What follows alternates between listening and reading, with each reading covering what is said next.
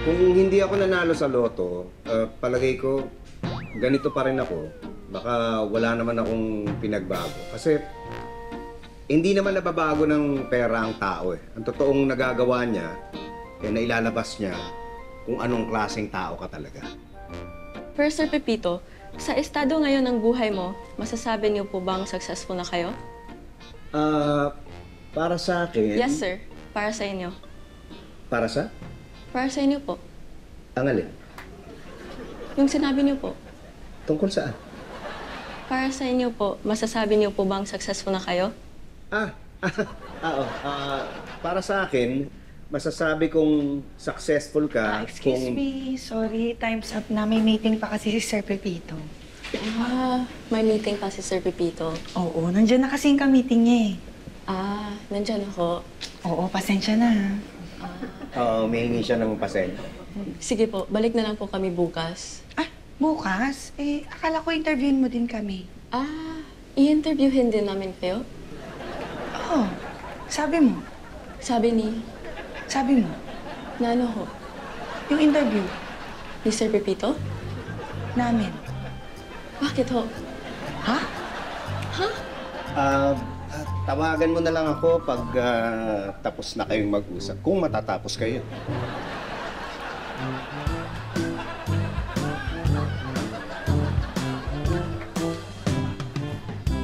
Pagkatapos mo dyan, i-deliver agad kay Mrs. Santos, ha? Kanina pa niya hinahanap yan. Bakit niyo po hinahanap? Nawawala po ba? Maria, bilisan mo na nga. Ay, oo nga, may order din pala ang Bin&Bin. Ayan, anak, wala ka na bang ibang gagawin? Pakidala naman sa Bin&Bin yung in-order nilang cupcakes. Sige po. Ako na maghahatid. Kasi may bibigay din pala ako kay Amber. Saan ba na Kuya, sabay na ako sa'yo kasi dadaanan pa ako kay Jacob eh. Sige. Ay, ano yung suot mo?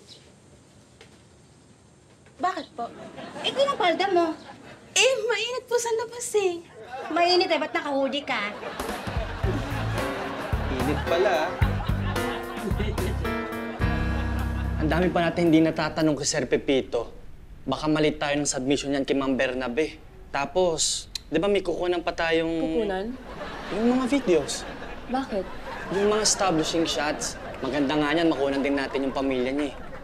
Nino? Ni Sir Pepito. Para sa... Sa video natin, sa video. Ako na bahala dyan. Masyado kang worry eh. Ayun na sila.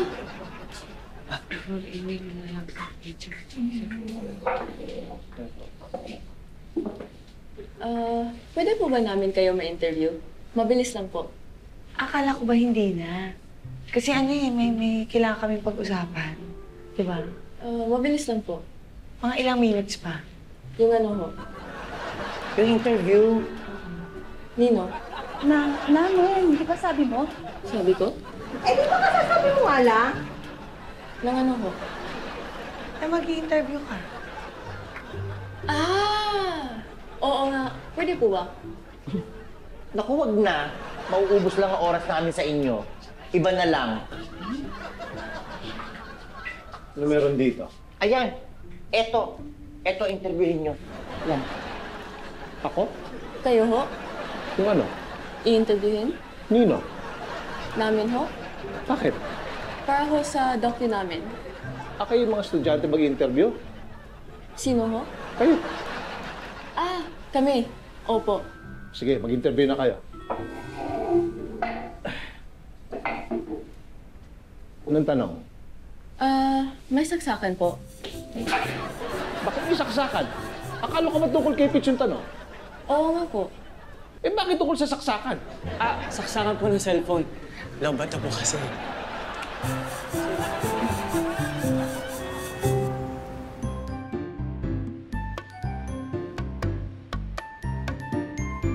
Sorry to keep you waiting.